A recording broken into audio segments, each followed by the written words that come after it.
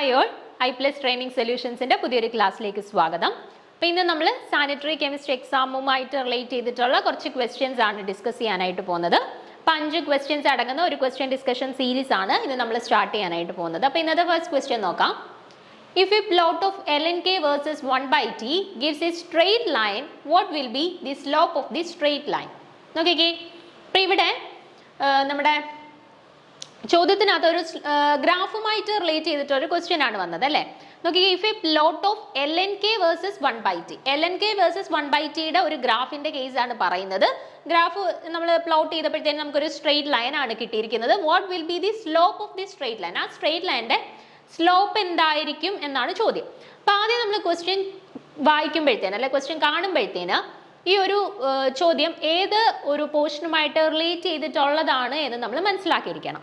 അപ്പോൾ നോക്കി, നമ്മുടെ ഓപ്ഷൻസും കൂടെ നോക്കി കഴിയുമ്പോഴത്തേനും നമുക്കൊരു ഐഡിയ കിട്ടും ഏതൊരു ഇക്വേഷനുമായിട്ട് റിലേറ്റ് ചെയ്തിട്ടുള്ളതാണെന്ന്. നോക്കിക്കേ, minus E A by 2.303 R, minus E A by R T, minus E A by 2.303 R T and minus E A by R. അപ്പോൾ 4 ഓപ്ഷൻസ് ഉണ്ട്. അപ്പോൾ ഈ ക്വസ്റ്റ്യനും ഈ ഓപ്ഷൻസും കൂടെ ഒക്കെ വായിച്ചു നോക്കിയപ്പോഴത്തേനും നമുക്ക് പോർഷൻ ഏതൊരു പോർഷനിൽ നിന്ന് റിലേറ്റ് ചെയ്തിട്ടുള്ള ഒരു ക്വസ്റ്റ്യൻ ആണെന്ന് ക്ലിയർ ആയി കാണത്തില്ലേ? ഏതാണ്? അരീനിയസ് ഇക്വേഷനുമായിട്ട് റിലേറ്റ് ചെയ്തിട്ടുള്ള ഒരു ക്വസ്റ്റ്യൻ ആണ് അല്ലെ. അപ്പൊ നമുക്ക് നോക്കാം എങ്ങനെയാണ് ആൻസർ ചെയ്യേണ്ടതെന്ന്. നോക്കിക്കേ, the relationship between the reaction rate and the temperature is given by Arrhenius equation. അപ്പൊ ഒരു അരീനിയസ് ഇക്വേഷനിൽ നിന്നും നമുക്ക് എന്തൊക്കെ തമ്മിലുള്ള റിലേഷൻഷിപ്പ് ആണ് കിട്ടുക? ഒരു റിയാക്ഷന്റെ റേറ്റും ടെമ്പറേച്ചറും തമ്മിലുള്ള ഒരു റിലേഷനെ കുറിച്ചിട്ടുള്ള ഒരു ഐഡിയ ആണ് നമുക്ക് യൂഷ്വലി ഈ അരീനിയസ് ഇക്വേഷൻ പ്രൊവൈഡ് ചെയ്യുക. According to the Arrhenius, the molecules in a reaction must possess a certain amount of energy in order to undergo a chemical reaction. അപ്പൊ അരീനിയസ് കൺസെപ്റ്റ് അല്ലെങ്കിൽ അരീനിയസ് ഇക്വേഷൻ ആ ഒരു കൺസെപ്റ്റിൽ അദ്ദേഹം പറയുന്നത് എന്തെന്ന് വെച്ചാൽ, ഒരു പെർട്ടിക്കുലർ കെമിക്കൽ റിയാക്ഷൻ നടക്കണം എങ്കിൽ എന്താണ് പറയുന്നത്? It must possess a certain amount of energy in order to undergo a chemical reaction. ഒരു കെമിക്കൽ റിയാക്ഷന് വിധേയമാവണമെങ്കിൽ ഒരു certain amount of energy process ചെയ്താൽ മാത്രമേ എന്ത് ചെയ്യാൻ പറ്റുള്ളൂ? അവർക്കൊരു റിയാക്ഷനിൽ ഇൻവോൾവ് ചെയ്യാനായിട്ട് പറ്റുള്ളൂ. This means that before the reaction occurs, the energy of the molecule must be raised in order to bring any transformation. അപ്പോൾ ഇപ്പോൾ എന്തെങ്കിലും ഒരു പെർട്ടിക്കുലർ ട്രാൻസ്ഫോർമേഷൻസ് ഒക്കെ നടക്കുന്ന റിയാക്ഷൻസ് ആണ് എങ്കിൽ അപ്പോൾ ആ ഒരു ട്രാൻസ്ഫോർമേഷൻ നടക്കാൻ ആവശ്യമായിട്ടുള്ള എനർജി പ്രൊവൈഡ് ചെയ്തെങ്കിൽ മാത്രമേ ആ ഒരു പെർട്ടിക്കുലർ റിയാക്ഷൻ അവിടെ നടക്കുകയുള്ളൂ. This energy rich state is called the activated state of the molecule. അങ്ങനെ ഇപ്പോൾ ഒരു പെർട്ടിക്കുലർ ട്രാൻസിഷൻ നടക്കുന്ന ഒരു അല്ലെങ്കിൽ ഒരു ട്രാൻസിഷൻ സ്റ്റേറ്റിലൂടെ ഒരു പ്രൊഡക്റ്റ് ഫോർമേഷൻ നടക്കുന്ന ഒരു പെർട്ടിക്കുലർ കേസ് ആണെന്ന് കരുതുക. അപ്പം അവിടെ ആ ഒരു നമ്മൾ പറഞ്ഞു അവരുടെ എനർജിയെ നമ്മൾ ഒന്ന് എൻഹാൻസ് ചെയ്യിക്കണം. അപ്പോൾ ആ ഒരു പെർട്ടിക്കുലർ റിയാക്ഷൻ അല്ലെങ്കിൽ ആ ഒരു ട്രാൻസ്ഫോർമേഷൻ നടക്കാനായിട്ടുള്ള എനർജി നമ്മൾ ഓൾറെഡി പ്രൊവൈഡ് ചെയ്തെങ്കിൽ മാത്രമേ ആ ഒരു റിയാക്ഷൻ നടക്കുകയുള്ളൂ എന്ന് പറഞ്ഞു. അപ്പം the energy rich state is called the activated state of the molecule. ആ മോളിക്യൂളിന്റെ എനർജി റിച്ച് സ്റ്റേറ്റ്, ആ ഒരു പെർട്ടിക്കുലർ റിയാക്ഷൻ നടക്കണമെങ്കിൽ എനർജി ആവശ്യമാണ്. അപ്പോൾ ആ ഒരു എനർജി റിച്ച് സ്റ്റേറ്റിനെയാണ് നമ്മൾ എന്തെന്ന് പറയുക? Activated state of the molecule. ആ മോളിക്യൂളിന്റെ ആക്ടിവേറ്റഡ് സ്റ്റേറ്റ് എന്ന് പറയാം. The extra energy required to attain this minimum energy has to be supplied externally and is known as the activation energy. അപ്പോൾ നമുക്ക് ആ ഒരു പെർട്ടിക്കുലർ റിയാക്ഷൻ നടക്കുന്നതിന് വേണ്ടിയിട്ട് നമ്മൾ എക്സ്റ്റേണലി അവിടെ അപ്ലൈ ചെയ്ത് കൊടുക്കുന്ന ആ ഒരു എക്സ്ട്രാ എനർജിയാണ് ആക്ടിവേഷൻ എനർജി എന്ന് പറയാം. ഓക്കെ, ഒരു പെർട്ടിക്കുലർ റിയാക്ഷൻ നടക്കാൻ വേണ്ടിയിട്ട് നമ്മൾ അവിടെ അപ്ലൈ ചെയ്ത് കൊടുക്കുന്ന അല്ലെങ്കിൽ സപ്ലൈ ചെയ്യുന്ന ആ ഒരു എക്സ്ട്രാ എനർജിയാണ് ആക്ടിവേഷൻ എനർജി എന്ന് പറയുക. Reactions with the low requirements of activation energy have faster rate. The higher the activation energy, the slower the reaction rate. അപ്പോൾ എപ്പോഴും ആക്ടിവേഷൻ എനർജി കുറവാകുമ്പോഴാണ് റിയാക്ഷൻ ഫാസ്റ്റ് ആയിട്ട് നടക്കുക. ഇപ്പോൾ ഒരു പെർട്ടിക്കുലർ റിയാക്ഷനിൽ ആക്ടിവേഷൻ എനർജി കൂടുതലാണെന്നുണ്ടെങ്കിൽ ആ ആക്ടിവേഷൻ എനർജി ഓവർകം ചെയ്തിട്ട് വേണം reactance product ആയിട്ട് മാറാൻ. ഓക്കെ, അപ്പോൾ ആക്ടിവേഷൻ എനർജി കൂടുതലാണ് എങ്കിൽ അവിടെ ആ ഒരു റിയാക്ഷൻ്റെ റേറ്റ് എന്ന് പറയുന്നത് സ്ലോ ആയിരിക്കും. എപ്പോഴാണോ ആക്ടിവേഷൻ എനർജി കുറഞ്ഞിരിക്കുന്നത് അപ്പോഴായിരിക്കും റിയാക്ഷൻ ഫാസ്റ്റ് ആയിട്ട് നടക്കുക അല്ലെങ്കിൽ റിയാക്ടൻസ് കൺവേർട്ട് ചെയ്ത് ഈസിലി പ്രൊഡക്റ്റ് ആയിട്ട് മാറുക. ഓക്കെ, അപ്പോൾ ഇതൊക്കെ ബേസിക് ആയിട്ട് ജസ്റ്റ് അറിഞ്ഞിരിക്കാൻ വേണ്ടി കുറച്ച് കാര്യങ്ങൾ പറഞ്ഞേ ഉള്ളൂ. നോക്കുക, the relation between the activation energy and temperature and the rate of the reaction is given by the Arrhenius equation. അപ്പോൾ നോക്കിക്കേ, അരീനിയസ് ഇക്വേഷൻ എന്ന് പറയുന്നത് റിയാക്ഷന്റെ റേറ്റും ആക്ടിവേഷൻ എനർജിയും ടെമ്പറേച്ചറും തമ്മിലുള്ള റിലേഷനെ സൂചിപ്പിക്കുന്ന ഒരു ഇക്വേഷൻ ആണ് എന്ത്? അരീനിയസ് ഇക്വേഷൻ എന്ന് പറയുന്നത്. ദ അരീനിയസ് ഇക്വേഷനെ എങ്ങനെയാണ് റെപ്രസെന്റ് ചെയ്യുന്നത്? K equal to A e raised to minus EA by RT. K equal to A e raised to minus EA by RT എന്നാണ് അരീനിയസ് ഇക്വേഷൻ. ഇമ്പോർട്ടൻ്റ് ആണ്. നമുക്ക് problems ആയിട്ട് ചോദിക്കാം. അല്ലെന്നുണ്ടെങ്കിൽ ഈ രീതിയിൽ ഇപ്പം നമ്മൾ ഗ്രാഫിക്കലായിട്ടുള്ള ഒരു ക്വസ്റ്റ്യൻ അല്ലേ നമ്മളിവിടെ കണ്ടത്. അപ്പോൾ ഇതുപോലെ ഗ്രാഫിക്കലി ഉള്ള ക്വസ്റ്റ്യൻസ് നമുക്ക് ചോദിക്കാം, അല്ലെങ്കിൽ പ്രോബ്ലംസ് ചോദിക്കാം ഈ ഒരു സെക്ഷനിൽ നിന്ന്. അപ്പോൾ പല രീതിയിൽ ക്വസ്റ്റ്യൻസ് എക്സ്പെക്ട് ചെയ്യാവുന്ന ഒരു പോർഷനാണ് കേട്ടോ അരീനിയസ് ഇക്വേഷൻ കൃത്യമായിട്ട് നോട്ട് ചെയ്ത് വെച്ചിരിക്കുക. K = A e⁻ EA/RT ആണ് അരീനിയസ് ഇക്വേഷൻ. അതിനകത്തുള്ള ഓരോ ടേംസും അറിഞ്ഞിരിക്കണം. സ്മോൾ k ആണല്ലേ, അതായത് റേറ്റ് കോൺസ്റ്റന്റ് ആണിത്. എ എന്ന് പറയുന്നത് അരീനിയസ് കോൺസ്റ്റന്റ് അല്ലെങ്കിൽ പ്രീ എക്സ്പോണൻഷ്യൽ ഫാക്ടർ എന്ന് പറയും കേട്ടോ. എ എന്ന് പറയുന്നത് അരീനിയസ് കോൺസ്റ്റന്റ് എന്ന് പറയും, അല്ലെങ്കിൽ പ്രീ എക്സ്പോണൻഷ്യൽ ഫാക്ടർ എന്ന് പറയും. മൈനസ് ഇവിടെ ഇ എന്ന് പറയുന്നതാണ് ആക്ടിവേഷൻ എനർജി, ആർ എന്ന് പറയുന്നത് ഗ്യാസ് കോൺസ്റ്റന്റ്, ടി എന്ന് പറയുന്നത് ടെമ്പറേച്ചർ. ഓക്കെ, അപ്പൊ കെ എന്ന് പറയുന്നത് റേറ്റ് കോൺസ്റ്റന്റ് ആണ്, എ എന്ന് പറയുന്നത് അരീനിയസ് ഫാക്ടർ അല്ലെങ്കിൽ അരീനിയസ് കോൺസ്റ്റന്റ് അല്ലെങ്കിൽ പ്രീ എക്സ്പോണൻഷ്യൽ ഫാക്ടർ എന്ന് പറയും. ഇ എന്ന് പറയുന്നത് ആക്ടിവേഷൻ എനർജി, ആർ എന്ന് പറയുന്നത് ഗ്യാസ് കോൺസ്റ്റന്റ്, ടി എന്ന് പറയുന്നത് ടെമ്പറേച്ചർ. ടേംസ് ഒന്ന് ഫെമിലിയർ ആയിരിക്കുക. ഇനി നോക്കിക്കേ, ഈ ഇക്വേഷന്റെ ഞാൻ LN ടേംസിലോട്ടൊന്ന് കൺവേർട്ട് ചെയ്യുകയാണെ. നമ്മുടെ ഇക്വേഷൻ ഇതാണ്, K = A e⁻EA/RT. ഇതാണ് നമ്മുടെ ഇക്വേഷൻ. ഇതിനെ നമ്മൾ LN ടേംസിലോട്ടൊന്ന് കൺവേർട്ട് ചെയ്യുമ്പോൾ ഇക്വേഷൻ എങ്ങനെ മാറും? LNK = LNA. നോക്കിക്കേ, LN-ഉം ഇയും കൂടെ വരികയാണെന്നുണ്ടെങ്കിൽ അതങ്ങ് ക്യാൻസൽഡ് ഔട്ട് ആയി പോകുമെന്ന് അറിയാമല്ലോ. അപ്പോൾ ഇവിടെ ഈ ഒരു ടേമിന്റെ LN E വരുമ്പോഴത്തേനും അത് ക്യാൻസൽ ആയിട്ട് ബാക്കി -EA/RT എന്ന് വരും. അതായത് LN e⁻A എന്ന് പറയുന്നത് എയ്ക്ക് ഇക്വലന്റ് ആണ്. ഓക്കെ, LN e⁻A എന്ന് പറയുന്നത് എയ്ക്ക് ഇക്വലന്റ് ആണ്. അപ്പോൾ ഇവിടെ LN e⁻−EA/RT എന്ന് പറയുന്നത് -EA/RTക്ക് ഇക്വലന്റ് ആണ്. ക്ലിയർ ആയല്ല കൺവേർഷൻ? അപ്പോൾ നമ്മുടെ ഇക്വേഷൻ LN ടേംസിലോട്ട് മാറ്റിയപ്പോൾ നമുക്ക് എന്ത് കിട്ടി? LNK = LNA - EA/RT എന്ന് കിട്ടി. അവിടെ ഒരു ഡൗട്ട് ഒന്നും ഇല്ലല്ലോ, ക്ലിയർ ആണല്ലോ? അപ്പോൾ നോക്കിക്കേ, നമ്മുടെ ക്വസ്റ്റ്യനകത്ത് എന്തായിരുന്നു തന്നിരുന്നത്? നമ്മൾ പ്ലോട്ട് അല്ലെങ്കിൽ ഗ്രാഫ് പ്ലോട്ട് ചെയ്തിരിക്കുന്നത് എന്തൊക്കെ വെച്ചിട്ടാണെന്നാണ് ക്വസ്റ്റ്യനിൽ തന്നിരുന്നത്? നോക്കിക്കേ, LNK വേഴ്സസ് 1/T ആണ് പ്ലോട്ട് ചെയ്യുന്നതെന്നാണ് പറഞ്ഞിരിക്കുന്നത്. അപ്പോൾ LNK വേഴ്സസ് 1/Tയുടെ ഒരു പ്ലോട്ട് ആണ് ഇവിടെ കൊടുത്തിരിക്കുന്നത്. എക്സ് ആക്സിസിൽ LNK ആണ് പ്ലോട്ട് ചെയ്തിരിക്കുന്നത്, സോറി y ആക്സിസിൽ LNK ആണ് പ്ലോട്ട് ചെയ്തിരിക്കുന്നത്, എക്സ് ആക്സിസിൽ 1/T ആണ് പ്ലോട്ട് ചെയ്തിരിക്കുന്നത്. ഓക്കെ, അപ്പം നോക്കിക്കേ, നമ്മുടെ ഇക്വേഷൻ LNK = LNA - EA/RT എന്ന് പറയുന്ന ഇക്വേഷൻ. അപ്പോൾ ഈ ഒരു ഇക്വേഷൻ നോക്കിക്കഴിഞ്ഞാൽ നമുക്ക് ഗ്രാഫ് പ്ലോട്ട് ചെയ്തപ്പോഴത്തേനും നമുക്കൊരു സ്ട്രെയിറ്റ് ലൈൻ ആണ് കിട്ടിയിരിക്കുന്നത്. അപ്പം നമ്മുടെ സ്ട്രെയിറ്റ് ലൈൻ്റെ ഇക്വേഷൻ എന്താ നമുക്കറിയാമല്ലോ, y =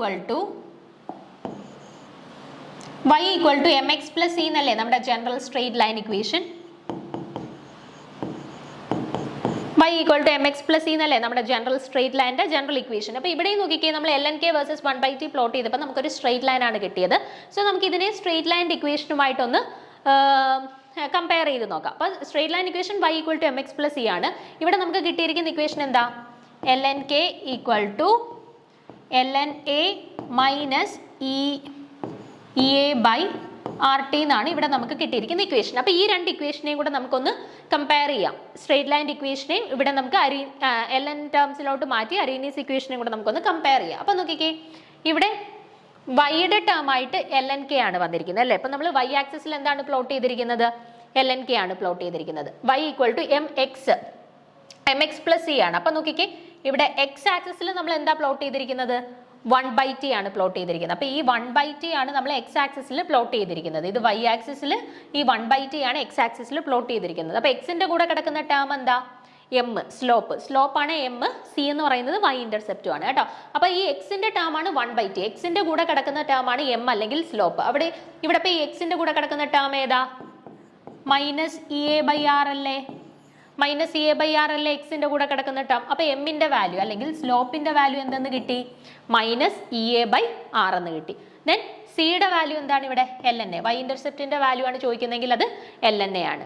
ഓക്കെ, അപ്പം y = mx + c എന്ന് പറയുന്ന ജനറൽ സ്ട്രെയിറ്റ് ലൈൻ ഇക്വേഷനുമായിട്ട് നമ്മൾ LNK = LNA - EA/RT എന്ന് പറയുന്ന അരീനിയസ് ഇക്വേഷനെ കമ്പയർ ചെയ്തപ്പോൾ നമുക്ക് y ആക്സിസിൽ LNK, x ആക്സിസിൽ 1/T, അങ്ങനെ നോക്കിയാൽ m ആയിട്ട് വരുന്നത് അല്ലെങ്കിൽ സ്ലോപ്പ് ആയിട്ട് വരുന്നത് -EA/R ആണെന്ന് കിട്ടി. ഓക്കെ, ഇനി നമ്മുടെ ചോദ്യത്തിലോട്ടൊന്ന് പോയേ. അപ്പോൾ ഈ പറഞ്ഞ കാര്യങ്ങളാണ് ജസ്റ്റ് ഒന്ന് എഴുതിയിരിക്കുന്നത് കേട്ടോ, സെയിം കാര്യങ്ങൾ തന്നെയാണ് എഴുതിയിരിക്കുന്നത്. ഇനി നമ്മുടെ ചോദ്യത്തിലോട്ടൊന്ന് പോയേ. എന്തായിരുന്നു ക്വസ്റ്റ്യനിൽ ചോദിച്ചിരുന്നത്? LNKയും 1/Tയും കൂടെ നമ്മൾ പ്ലോട്ട് ചെയ്തിരിക്കുന്നു. LNKയും 1/t കൂടെ നമ്മൾ പ്ലോട്ട് ചെയ്തിരിക്കുന്നു. പ്ലോട്ട് ചെയ്തപ്പോൾ നമുക്കൊരു സ്ട്രെയിറ്റ് ലൈൻ ആണ് കിട്ടിയത്. ഈ സ്ട്രെയിറ്റ് ലൈനിന്റെ കറസ്പോണ്ടിങ് സ്ലോപ്പ് എന്താണെന്നാണ് ചോദിച്ചിരുന്നത്. സ്ലോപ്പ് എന്ന് പറയുന്നത് m ആണ്. എമ്മിന്റെ വാല്യൂ നമുക്കിപ്പോൾ എന്തെന്ന് കിട്ടിയത്? -EA/r എന്നാണ് നമുക്ക് കിട്ടിയത് അല്ലേ. അപ്പോൾ ഓപ്ഷൻസിലോട്ട് പോയാൽ -EA/r എന്നുള്ള ഓപ്ഷൻ ഏതാണ്? ഓപ്ഷൻ ഡി അല്ലേ. അപ്പോൾ കറക്റ്റ് ആയിട്ടുള്ള ആൻസർ ഏതാണ് ഇവിടെ? ഓപ്ഷൻ ഡി ആണ് കേട്ടോ, -EA/r. ഓക്കെ, അപ്പോൾ ഈ രീതിയിലുള്ള ക്വസ്റ്റ്യൻസ് വരികയാണ് എന്നുണ്ടെങ്കിൽ ആദ്യം നിങ്ങൾ മനസ്സിലാക്കേണ്ടത് ഏതൊരു കൺസെപ്റ്റുമായിട്ട് റിലേറ്റ് ചെയ്തിട്ടുള്ള ക്വസ്റ്റ്യൻ ആണ് എന്ന് മനസ്സിലാക്കുക. ഇവിടെ അരീനിയസ് ഇക്വേഷൻ ഡയറക്റ്റ് ആയിട്ട് നമ്മുടെ ക്വസ്റ്റ്യനകത്ത് തന്നിട്ടില്ല. പക്ഷേ LNK 1/t -EA/2.303 ഒക്കെ കാണുമ്പോഴത്തേന് അറിഞ്ഞിരിക്കുക, മനസ്സിലാക്കുക ഇത് അരീനിയസ് ഇക്വേഷൻ ആണ്. അങ്ങനെയാണ് എന്നുണ്ടെങ്കിൽ പിന്നെ അരീനിയസ് ഇക്വേഷൻ എടുത്ത് എഴുതുക. K = AE⁻⁻RT ആണ്. അതിന് ഇവിടെ LNന്റെ ടേംസിലാണ് ക്വസ്റ്റ്യനിൽ. സോ നമ്മുടെ ആ ഒരു ഇക്വേഷനെ LNന്റെ ടേംസിലോട്ട് മാറ്റണം. അത് മനസ്സിലാക്കിയിട്ട് LNK = LNA-EA/RT എന്ന് പറയുന്ന ഫോമിലോട്ട് കൺവേർട്ട് ചെയ്യണം.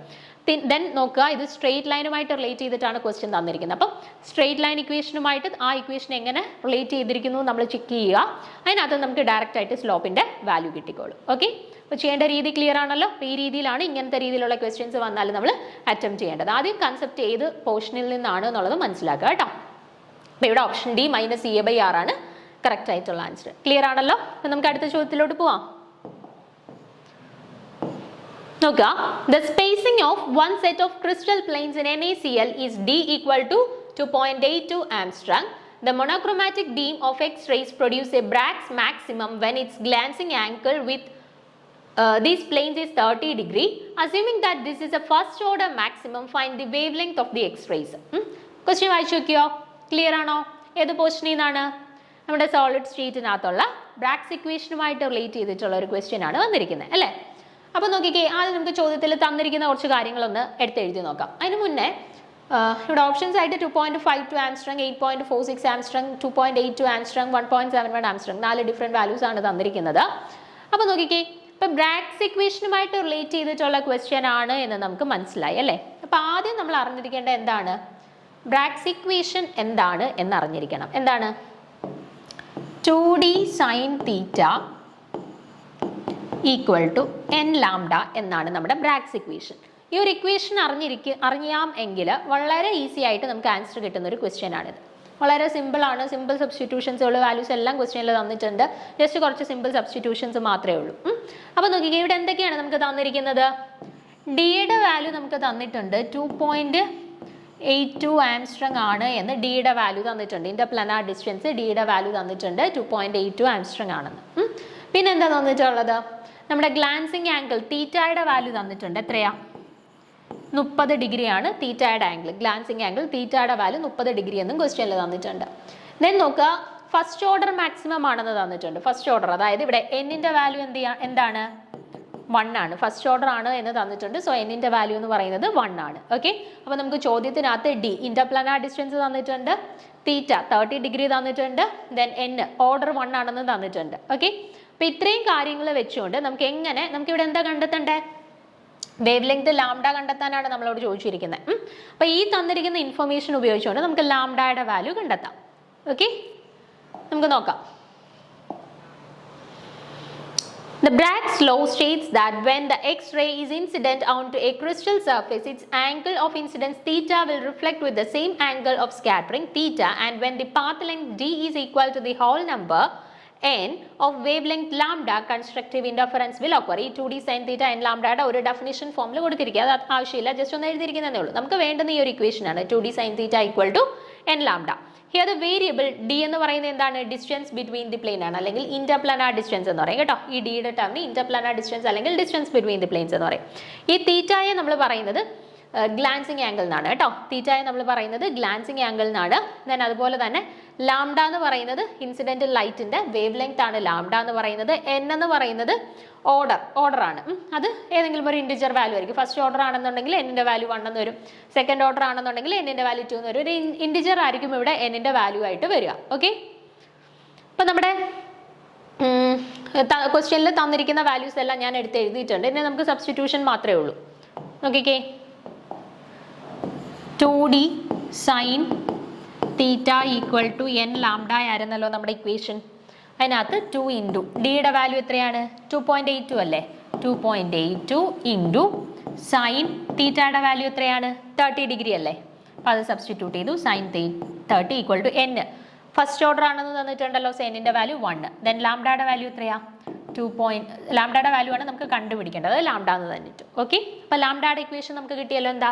Lambda equal to 2 into 2.82 into sine 30. Sine 30യുടെ വാല്യൂ എന്താ? 1/2 അല്ലേ? അപ്പോൾ അത് സബ്സ്റ്റിറ്റ്യൂട്ട് ചെയ്യാം. അപ്പം 2 ഇൻറ്റു 2.82 ഇൻറ്റു സൈൻ 30യുടെ വാല്യൂ 1/2 ആണ്. സോ 1/2 സബ്സ്റ്റിറ്റ്യൂട്ട് ചെയ്തു. ഈ 2ഉം ക്യാൻസൽ ചെയ്തു. ബാക്കി എന്തേ ഉള്ളൂ? 2.82 എന്ന് കിട്ടി. ഓക്കെ, അപ്പം ലാംഡയുടെ വാല്യൂ എന്ത് കിട്ടി? 2.82 എന്ന് കിട്ടി. ക്ലിയർ ആണല്ലോ? 2.82 ആംസ്ട്രോങ് എന്ന് കിട്ടി നമ്മുടെ ലാംഡ അല്ലെങ്കിൽ വേവ് ലെങ്തിൻ്റെ വാല്യൂ. ഓക്കെ ആണല്ലോ? അപ്പോൾ നമ്മുടെ ക്വസ്റ്റ്യനിലോട്ട് വന്നേ. എന്താണ് ഇവിടെ കറക്റ്റ് ആയിട്ടുള്ള ഫസ്റ്റ് ഓർഡർ ആകുമ്പോഴത്തേന് വേവ് ലെങ്ത് ലാംഡയുടെ വാല്യൂ എന്താണെന്നാണ് ചോദിച്ചിരുന്നത്. എന്ത് കിട്ടി നമുക്ക്? ഓപ്ഷൻ സി അല്ലേ? ഓപ്ഷൻ സി 2.82 ആംസ്ട്രോങ് എന്ന് കിട്ടി. ഓക്കെ, 2.82 ആംസ്ട്രോങ് ആണ് കറക്റ്റ് ആൻസർ. ഓക്കെ, ക്ലിയർ ആണല്ലോ? അപ്പം ബ്രാഗ്സ് ഇക്വേഷൻ ഇമ്പോർട്ടൻ്റ് ആണ്. നമുക്ക് കെമിസ്ട്രി റിലേറ്റഡ് ആയിട്ടുള്ള പല എക്സാംസിലും സ്ഥിരമായിട്ട് ക്വസ്റ്റ്യൻ കണ്ടുവരുന്നതാണ് ഈ ബ്രാഗ്സ് ഇക്വേഷനുമായിട്ട് റിലേറ്റ് ചെയ്തിട്ടുള്ളത് കേട്ടോ. പ്രോബ്ലം സെക്ഷനിൽ വരുന്നൊരു ക്വസ്റ്റ്യൻ ആണ്. സോ വളരെ സിമ്പിൾ ആയിരിക്കും. നമുക്ക് ജസ്റ്റ് ഈ 2d sin θ = n ലാംഡ എന്ന് പറയുന്ന ഒരു ഇക്വേഷൻ അറിയാമെന്നുണ്ടെങ്കിൽ കുറച്ച് സബ്സ്റ്റിറ്റ്യൂഷൻസ് ചെയ്താൽ വളരെ വേഗത്തിൽ കിട്ടുന്ന ഒരു പ്രോബ്ലം ആണ്. നമുക്ക് മാർക്ക് പെട്ടെന്ന് സ്കോർ ചെയ്യാൻ പറ്റുന്ന ഒരു പ്രോബ്ലം സെക്ഷനാണിത്. ദെൻ ഈ sin 30 അതുപോലെ sin 60 sin 90 അങ്ങനെ കുറച്ച് വാല്യൂസ് നിങ്ങളൊന്ന് പഠിച്ചിരിക്കണം എന്നേ ഉള്ളൂ കേട്ടോ.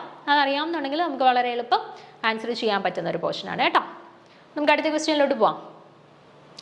Which crystal system is match box? Match ബോക്സിന്റെ ക്രിസ്റ്റൽ സിസ്റ്റം ഏതാണെന്നാണ് ചോദിച്ചിരിക്കുന്നത്. ഇതും സോളിഡ് സ്റ്റേറ്റിൽ നിന്ന് റിലേറ്റ് ചെയ്തിട്ടുള്ള ഒരു ക്വസ്റ്റ്യൻ തന്നെയാണ്. നോക്കിക്കേ, ക്യൂബിക് ആണോ, മോണോക്ലിനിക് ആണോ, ഓർത്തോറോംബിക് ആണോ, ടെട്രാഗണൽ ആണോ? മാച്ച് ബോക്സിന്റെ ക്രിസ്റ്റൽ സിസ്റ്റം ഏതാണെന്നാണ് ചോദിച്ചിരിക്കുന്നത്. ക്യൂബിക് ആണോ, മോണോക്ലിനിക് ആണോ, ഓർത്തോറോംബിക് ആണോ, ടെട്രാഗണൽ ആണോ? നമുക്ക് നോക്കാം. Out of 14 Bravis lattices, 7 lattice systems are used to distinguish one type of crystal from another. Important ആണ്. Bravis lattice എത്രയുണ്ട് എന്നുള്ള രീതിയിൽ ക്വസ്റ്റ്യൻസ് നമുക്ക് സ്ഥിരം വരുന്നതാണ് കേട്ടോ. 14 ആണ് ടോട്ടൽ. ബ്രാവിസ് ലാറ്റിസസ് എന്ന് പറയുന്നത് 14 ആണ്, 14 ആണ് കേട്ടോ. അതുപോലെ 7 lattice systems are used to distinguish. ഇതിനകത്ത് 7 ക്രിസ്റ്റൽ സിസ്റ്റംസ് അല്ലെങ്കിൽ 7 ലാറ്റിസ് സിസ്റ്റംസ് ആണ് നമ്മൾ യൂഷ്വലി എന്ത് ചെയ്യുന്നത്? ഒരു ക്രിസ്റ്റലിനെ മറ്റൊരു ക്രിസ്റ്റലിൽ നിന്നും ഡിസ്റ്റിംഗ്വിഷ് ചെയ്യാൻ വേണ്ടിയിട്ട് നമ്മൾ യൂസ് ചെയ്യുന്ന ക്രിസ്റ്റൽ സിസ്റ്റംസ് 7 എണ്ണമാണ് കേട്ടോ. ക്രിസ്റ്റൽ സിസ്റ്റം അല്ലെങ്കിൽ ലാറ്റിസ് സിസ്റ്റം 7 എണ്ണമാണ്. ബ്രാവിസ് ലാറ്റിസസ് എത്ര എണ്ണം ഉണ്ട് എന്ന് ചോദിച്ചാൽ 14 എണ്ണമാണ് കേട്ടോ. These space lattices have A, B and C as the dimensions of the lattice and 3 different angles alpha, beta and gamma denote the corresponding angles. അപ്പം ഇവരുടെ ഡയമെൻഷൻസിനെ റെപ്രസെന്റ് ചെയ്യാനായിട്ട് നമ്മൾ യൂസ് ചെയ്യുന്നത് ഈ 7 ക്രിസ്റ്റൽ സിസ്റ്റംസ് ഉണ്ടെന്ന് പറഞ്ഞില്ലേ. അത് cubic, tetragonal, orthorhombic, monoclinic, triclinic, hexagonal എന്ന് പറഞ്ഞിട്ടാണ് 7 ക്രിസ്റ്റൽ സിസ്റ്റംസ് ഉള്ളത്. അപ്പോൾ അവരുടെ ഡയമെൻഷൻസിനെ നമ്മൾ റെപ്രസെന്റ് ചെയ്യുന്നത് A, B, C എന്ന് പറയുന്ന ലെറ്റേഴ്സ് വെച്ചിട്ടാണ്. അതുപോലെ അവരുടെ ആംഗിൾസിനെ റെപ്രസെന്റ് ചെയ്യാനായിട്ട് നമ്മൾ യൂഷ്വലി ആൽഫ, ബീറ്റ, ഗാമ വെച്ചിട്ടാണ് റെപ്രസെന്റ് ചെയ്യുന്നത്. അപ്പം ഈ ഒരു A, B, C-യുടെ വാല്യൂസ് എങ്ങനെ വേരി ചെയ്യുന്നു, അതുപോലെ ആൽഫ, ബീറ്റ, ഗാമയുടെ വാല്യൂസ് എങ്ങനെ വേരി ചെയ്യുന്നു എന്നതിനെ ആസ്പദമാക്കിയിട്ടാണ് നമ്മളൊരു ക്രിസ്റ്റൽ സിസ്റ്റം ക്യൂബിക് ആണോ, ടെട്രാഗണൽ ആണോ, ഓർത്തോറോംബിക് ആണോ, മോണോക്ലിനിക് ആണോ എന്നൊക്കെ പ്രെഡിക്റ്റ് ചെയ്യുന്നത്. Okay, a matchbox have a 3-dimensional structure where 3 of the sides have the length, breadth and height are unequal and the angles at the corners are all perpendicular. അപ്പം നോക്കിക്കേ, നമ്മൾ match ബോക്സിന്റെ structure നിങ്ങൾ മനസ്സിലൊന്ന് ഉദ്ദേശിക്കാം. അപ്പം ഒരു 3-dimensional structure ആണ് വരുന്നത് അല്ലേ. അപ്പോൾ ഈ ഒരു സ്ട്രക്ചറിൽ നമുക്ക് ലെങ്ത് ഉണ്ട്, ബ്രെഡ്ത്ത് ഉണ്ട്, ഹൈറ്റ് ഉണ്ട് അല്ലേ. മാച്ച് ബോക്സിന്റെ സ്ട്രക്ചർ എടുത്താൽ ലെങ്ത് ഉണ്ട്, ബ്രെഡ്ത്ത് ഉണ്ട്, ഹൈറ്റ് ഉണ്ട്. ഇനി ലെങ്ത്തും ബ്രെഡ്ത്തും ഹൈറ്റും ഈക്വൽ ആണോ മാച്ച് ബോക്സിന്റെ കേസിൽ? അല്ല, വ്യത്യസ്തമാണ് അല്ലേ. ലെങ്ത് നല്ല കൂടുതലായിരിക്കും, ബ്രെഡ്ത്തും ഹൈറ്റും ബ്രെഡ്ത്ത് ലെങ്ത്തിനെക്കാട്ടിൽ കുറച്ച് കുറവായിരിക്കും, ഹൈറ്റ് ഏറ്റവും ചെറുതായിരിക്കും. അപ്പം മൂന്ന് വ്യത്യസ്ത വാല്യൂസ് ആണ് വരുന്നത് അല്ലേ. അപ്പം നമുക്ക് അവരുടെ ലെങ്ത്ത്, ബ്രെഡ്ത്ത്, ഹൈറ്റിനെ നമുക്ക് എങ്ങനെ റെപ്രസെന്റ് ചെയ്യാം? എയുടെ വാല്യൂവും ബിയുടെ വാല്യൂവും സിയുടെ വാല്യൂവും എങ്ങനെയാണ്? വ്യത്യസ്തമായ 3 വാല്യൂകളാണ് അല്ലേ. അപ്പം A not equal to B not equal to C എന്ന് എഴുതാം നമുക്ക് ഡയമെൻഷൻസിനെ. ഓക്കെ, മാച്ച് ബോക്സിന്റെ ഡയമെൻഷൻസിനെ നമുക്ക് A not equal to B not equal to C എന്ന് എഴുതാം. ക്ലിയർ ആണല്ലോ. ഇനി നമ്മൾ ആംഗിൾസിലോട്ട് വരുവാണ്. ആംഗിൾസിലോട്ട് വരുമ്പോഴത്തേനും നോക്കിക്കേ, അവിടെ ഒരു മാച്ച് ബോക്സ് എടുക്കുമ്പോഴത്തേനും അവരുടെ ലെങ്ത്തിൻ്റെയും ബ്രെഡ്ത്തിൻ്റെയും ഇടയിലുള്ളത് അല്ലെ ബ്രെഡ്ത്തിൻ്റെയും ഹൈറ്റിൻ്റെയും ഇടയിലുള്ള ആംഗിൾസ് എല്ലാം എങ്ങനെയാണ്? എല്ലാം പെർപെൻഡിക്കുലർ ആയിട്ടിരിക്കുകയല്ലേ. അതായത് എല്ലാ ആംഗിൾസും എത്രയാണ്? 90 ഡിഗ്രി അല്ലേ. അങ്ങനെ ആണെന്നുണ്ടെങ്കിൽ നമുക്ക് എഴുതിക്കൂടെ? Alpha equal to beta equal to gamma equal to 90 degree എന്ന് എഴുതിക്കൂടെ അല്ലേ? മാച്ച് ബോക്സിന്റെ കേസ് നിങ്ങളൊന്ന് ഊഹിച്ച് നോക്കിയാൽ മതി അല്ലേ? എല്ലാ സൈഡും പെർപെൻഡിക്കുലർ ആയിട്ടാണ് എല്ലാം. അപ്പൊ എല്ലാ ആംഗിൾസും എന്താണ് 90 ഡിഗ്രി ആയിട്ട് വരും. So alpha equal to beta equal to gamma equal to 90 degree. അപ്പം A equal to B equal to C ആണ് ഡയമെൻഷൻസിന്റെ വാല്യൂ. നമുക്ക് A not equal to B not equal to C എന്നാണ് നമുക്ക് ഡയമെൻഷൻസിന് കറസ്പോണ്ടിങ് ആയിട്ട് കിട്ടിയത്. ആംഗിൾസിന് കറസ്പോണ്ടിങ് ആയിട്ട് alpha equal to beta equal to gamma equal to 90 degree എന്ന് കിട്ടി. ഇനി ഈ രണ്ട് കണ്ടീഷൻസ് ഫോളോ ചെയ്യുന്ന തരത്തിലുള്ള ക്രിസ്റ്റൽ സിസ്റ്റം ഏതാണ് എന്ന് കണ്ടെത്തുക എന്നുള്ളതാണ് നമ്മുടെ അടുത്ത ഡ്യൂട്ടി. അപ്പൊ നമുക്ക് നോക്കാം എങ്ങനെ കണ്ടെത്താന്നുള്ളത്. അപ്പൊ ഇവിടെ ഞാൻ 7 ക്രിസ്റ്റൽ സിസ്റ്റവും അതിന് ഓരോന്നിന്റെയും കറസ്പോണ്ടിങ് ആയിട്ടുള്ള ഡയമെൻഷൻസും അതുപോലെ തന്നെ ആംഗിൾസിന്റെ വാല്യൂവും കൊടുത്തിട്ടുണ്ട്. അപ്പൊ നോക്കിക്കേ, cubic, tetragonal, orthorhombic, rhombohedral, hexagonal, monoclinic, triclinic 7 crystal systems കൊടുത്തിട്ടുണ്ട്. ഓരോന്നിന്റെയും ഡയമെൻഷൻസിന്റെ വാല്യൂ എങ്ങനെ വേരി ചെയ്യുന്നത് കൊടുത്തിട്ടുണ്ട്, ആംഗിൾസ് എങ്ങനെ വേരി ചെയ്യുന്നത് കൊടുത്തിട്ടുണ്ട്. അപ്പൊ നോക്കിക്കേ, ഫസ്റ്റ് നമുക്ക് ക്യൂബിക് നോക്കാമേ. ക്യൂബിക്കിന്റെ കേസിൽ A equal to B equal to C ആണ്. അതായത് 3 ഡയമെൻഷൻസും സെയിം ആയിട്ട് വരും. ഇപ്പം നമ്മളൊരു 3 ഡയമെൻഷണൽ സ്ട്രക്ചർ എടുക്കുകയാണ് എന്നുണ്ടെങ്കിൽ, ഇപ്പം ഒരു ക്യൂബിക് ആണ് എന്നുണ്ടെങ്കിൽ അവിടെ ഈ എ, ബി, സി 3 എന്തായിട്ട് വരും? തുല്യമായിട്ട് വരും കേട്ടോ. അതാണ് ക്യൂബിക്കിന്റെ കേസിലുള്ള കണ്ടീഷൻ. അപ്പൊ A equal to B equal to C 3 ഡയമെൻഷൻസും തുല്യമായിട്ട് വരുന്നു. ആംഗിൾസ് നോക്കുക, ആൽഫ, ബീറ്റ, ഗാമ. ഈ എയ്ക്ക്, ബിക്കും സിക്കും ഇടയിൽ വരുന്ന ആംഗിളുകളെല്ലാം തന്നെ എത്ര വരിക? 90 ഡിഗ്രി ആണ് വരുന്നത് കേട്ടോ. അപ്പൊ നോക്കിക്കേ, ക്യൂബിക്കിന്റെ കണ്ടീഷൻ എന്താണെന്ന് നോക്കുക. A equal to B equal to C, എല്ലാ സൈഡുകളും തുല്യമാണ്, എല്ലാ ഡയമെൻഷൻസും തുല്യമാണ്. ആംഗിൾസ് എല്ലാം എത്ര തന്നെ വരിക? 90 ഡിഗ്രി ആണ് വരുന്നത് കേട്ടോ. ഇനി ടെട്രാഗണലിന്റെ കേസ് നോക്കിക്കേ. ടെട്രാഗണലിന്റെ കേസസിൽ 2 സൈഡ്സ് തുല്യമാണ്. എ, ബി എന്ന് നമ്മൾ നോട്ട് ചെയ്തിരിക്കുന്ന 2 സൈഡിന്റെ വാല്യൂ തുല്യമാണ്. അതായത് എയുടെ വാല്യൂ 1 ആണെങ്കിൽ ബിയുടെ വാല്യൂ 1 ആണ്, പക്ഷെ സിയുടെ വാല്യൂ 2 ആയിട്ട് വരുന്നു. ഓക്കെ, അപ്പൊ 2 സൈഡ് തുല്യമായിട്ട് വരുന്നു, മൂന്നാമത്തെ സൈഡ് വ്യത്യസ്തമായിട്ട് വരുന്നു. അതാണ് ടെട്രാഗണലിന്റെ കണ്ടീഷൻ വരിക.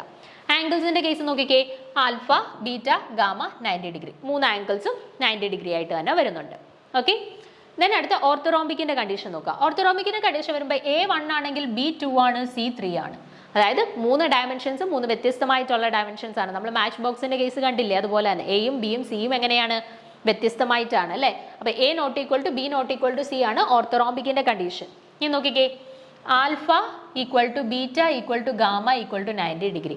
ആംഗിൾസ് എല്ലാം എത്ര തന്നെയാണ്? പെർപെൻഡിക്കുലർ ആണ്, എല്ലാം 90 ഡിഗ്രി തന്നെയാണ്. അപ്പൊ ഓർത്തോറോംബിക്കിന്റെ കണ്ടീഷൻ നോക്കിക്കേ, A not equal to B not equal to C, 3 ഡയമെൻഷൻസും വ്യത്യസ്തമാണ്. Alpha equal to beta equal to gamma equal to 90 degree. 3 ആംഗിൾസും 90 ഡിഗ്രി ആണ്, പെർപെൻഡിക്കുലർ ആണ്. അപ്പൊ നോക്കിക്കേ, നമ്മൾ മാച്ച് ബോക്സിന്റെ കേസ് നോക്കിയപ്പോഴും ഇതേ കണ്ടീഷൻ അല്ലേ കണ്ടത്? 3 ഡയമെൻഷൻസും വ്യത്യസ്തമായിട്ട് വരുന്നു, 3 ആംഗിൾസും പെർപെൻഡിക്കുലർ 90 ഡിഗ്രി ആയിട്ട് വരുന്നു. അപ്പൊ ഇതല്ലായിരുന്നു നമ്മൾ മാച്ച് ബോക്സിന്റെ കേസിലും കണ്ട കണ്ടീഷൻ. സോ ഇതിനകത്ത് നമുക്ക് മനസ്സിലായി മാച്ച് ബോക്സിന്റെ ക്രിസ്റ്റൽ സ്ട്രക്ചർ ഏതാണ്? ഓർത്തോറോംബിക് ആണ് അല്ലേ? ഓർത്തോറോംബിക് ആണ് മാച്ച് ബോക്സിന്റെ ക്രിസ്റ്റൽ സ്ട്രക്ചർ. ഇനി ബാക്കിയുള്ള 4 എണ്ണം കൂടെ നമുക്കൊന്ന് നോക്കിയേക്കാം. റോംബോഹെഡ്രൽ. റോംബോഹെഡ്രലിന്റെ കേസ് വരുമ്പോഴത്തേന് എയുടെയും ബിയുടെയും സിയുടെയും വാല്യൂ തുല്യമാണ്, 3ഉം സെയിം ഡയമെൻഷൻസ് ആണ്. എയുടെ വാല്യൂ 2 ആണെങ്കിൽ ബിയുടെ വാല്യൂ 2, സിയുടെ value 2. Okay, A equal to B equal to C. Then റോംബോഹെഡ്രലിന്റെ കേസിൽ ആംഗിൾസ് എങ്ങനെയാണ് വരിക? Alpha equal to beta equal to gamma. ആൽഫയുടെ വാല്യൂം ബീറ്റയുടെ വാല്യൂം ഗാമയുടെ വാല്യൂം തുല്യമാണ്, പക്ഷെ എന്തല്ല? Not equal to 90 degree. 90 degree അല്ല അല്ലെ, പെർപെൻഡിക്കുലർ അല്ല അവര്, പക്ഷെ ആൽഫയും ബീറ്റയും ഗാമയും തുല്യമായിട്ടാണ് വരുന്നത്. അപ്പം റോംബോഹെഡ്രലിന്റെ കണ്ടീഷൻ ഇതാണ്, A equal to B equal to C, but alpha equal to beta equal to gamma not equal to 90 degree. Okay, ഇനി അടുത്തത് ഹെക്സഗണൽ. ഹെക്സഗണലിന്റെ കേസിൽ നോക്കിക്കേ, A equal to B not equal to C. അവിടെ എയുടെ വാല്യൂ 2 ആണെങ്കിൽ ബിയുടെ വാല്യൂ 2 ആണ്, സിയുടെ വാല്യൂ 3 ആയിട്ട് വരുന്നു. ഓക്കെ, അതായത് 2 വാല്യൂസ് തുല്യമായിട്ട് വരുന്നു, മൂന്നാമത്തെ വാല്യൂ വ്യത്യസ്തമായിട്ട് വരുന്നു. A equal to B not equal to C. അതാണ് ഹെക്സഗണലിന്റെ കേസിൽ ഡയമെൻഷൻസിന്റെ കണ്ടീഷൻ ആയിട്ട് വരുന്നത്. ഇനി നോക്കിക്കേ, ആംഗിൾസ് എങ്ങനെ വരുന്നു? Alpha equal to beta equal to 90 degree, gamma equal to 120 degree. 2 angles 90 degree വന്നു, മൂന്നാമത്തെ ആംഗിൾ 120 ഡിഗ്രിയും വരുന്നു. അതാണ് ഹെക്സഗണലിന്റെ കണ്ടീഷൻ വരിക. ഓക്കെ, ദെൻ മോണോക്ലിനിക്കിന്റെ കേസിൽ എ 2 ആണെങ്കിൽ ബി 3, സി 4. എയും ബിയും സിയും വ്യത്യസ്തമായിട്ടാണ് വരുന്നത്. പക്ഷെ നോക്കിക്കേ, ആൽഫയും ബീറ്റയും 90 ഡിഗ്രി വരുന്നു, ഗാമ 90 ഡിഗ്രി അല്ല, വേറൊരു വ്യത്യസ്തമായിട്ടുള്ള വാല്യൂ വരുന്നു. ഓക്കെ, അപ്പോൾ മോണോക്ലിനിക്കിന്റെ കേസിലുള്ള condition A not equal to B not equal to C ആണ്. Then alpha equal to beta 90 degree, gamma not equal to 90 degree. Okay, then അതിനുശേഷം ട്രൈക്ലിനിക്ക്. ട്രൈക്ലിനിക്കിലേക്ക് വരുമ്പോൾ A equal to A not equal to B not equal to C. നമ്മുടെ മോണോക്ലിനിക്കിലെ പോലെ തന്നെ 3 ഡയമെൻഷൻസും വ്യത്യസ്തമായിട്ടുള്ള ഡയമെൻഷൻസ് ആണ്. So A not equal to B not equal to C എന്ന് വരുന്നു.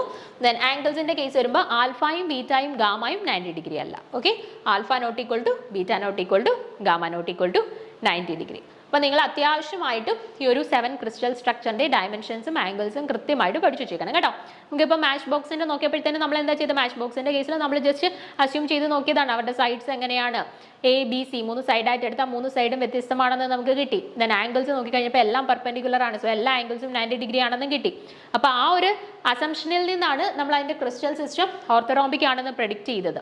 അപ്പോൾ ഈ കണ്ടീഷൻസ്, ഈ 7 പേരുടെയും ഈ കണ്ടീഷൻസ് എല്ലാം നമുക്ക് കൃത്യമായിട്ട് അറിഞ്ഞിരുന്നെങ്കിൽ മാത്രമേ നമുക്ക് ഏതെങ്കിലും ഒന്നിന്റെ സ്ട്രക്ചർ, ക്രിസ്റ്റൽ സിസ്റ്റം ഏതാണ് എന്ന് ചോദിച്ചാൽ നമുക്ക് കൃത്യമായിട്ട് അറിയാനായിട്ട് പറ്റുള്ളൂ. ചിലപ്പോൾ നമുക്ക് ഈ രീതിയിലും ചോദിക്കാം, A not equal to B not equal to C, alpha equal to beta 90 degree, gamma not equal to 90 degree. ഇത് ഏത് ക്രിസ്റ്റൽ സിസ്റ്റത്തിന്റെ കണ്ടീഷൻസ് ആണ്, ഡയമെൻഷൻസും ആംഗിൾസിന്റെ കണ്ടീഷൻ ആണ് എന്നുള്ള രീതിയിൽ. അപ്പോൾ മോണോക്ലിനിക്കിന്റെ ആണ് എന്ന് നമ്മൾ അറിഞ്ഞിരിക്കണം. അപ്പോൾ ഈ ടേബിൾ കൃത്യമായിട്ട് നിങ്ങൾ പഠിച്ചു വെച്ചേക്കുക. എല്ലാത്തിൻ്റെയും ഡയമെൻഷൻസും അറിഞ്ഞിരിക്കുക, ആംഗിൾസും അറിഞ്ഞിരിക്കുക. എങ്കിൽ മാത്രമേ നമുക്ക് ആൻസർ ചെയ്യാനായിട്ട് പറ്റുള്ളൂ. then ഇവിടെ എക്സാമ്പിൾസും കൊടുത്തിട്ടുണ്ട്. പറ്റുമെങ്കിൽ ഓരോ കാറ്റഗറിയിലും വരുന്ന എക്സാമ്പിൾസും കൂടെ നിങ്ങളൊന്ന് നോട്ട് ചെയ്തേക്കുക കേട്ടോ. അപ്പം നമ്മുടെ ചോദ്യത്തിൽ എന്തായിരുന്നു ചോദിച്ചിരുന്നത്, മാച്ച് ബോക്സിന്റെ കൃത്യമായിട്ടുള്ള ക്രിസ്റ്റൽ സിസ്റ്റം ഏതാണെന്നാണ് ചോദിച്ചിരുന്നത്. അപ്പോൾ നമുക്ക് കിട്ടിയായിരുന്നു എയും ബിയും സിയും വ്യത്യസ്തമാണ്, പക്ഷേ ആൽഫയും ബീറ്റയും ഗാമയും 90 ഡിഗ്രിയാണ്. അപ്പോൾ ആ 2 കണ്ടീഷൻസും ഫോളോ ചെയ്യുന്നത് നമ്മുടെ ഓർത്തോറോംബിക് ക്രിസ്റ്റൽ സിസ്റ്റമാണ്. സോ ഇവിടെ ആൻസർ ആയിട്ട് വരുന്നത് ഓപ്ഷൻ സി ഓർത്തോറോംബിക് ആണ്. ക്ലിയർ ആണല്ലോ? അപ്പോൾ നമുക്ക് അടുത്ത ചോദ്യത്തിലോട്ട് പോവാം.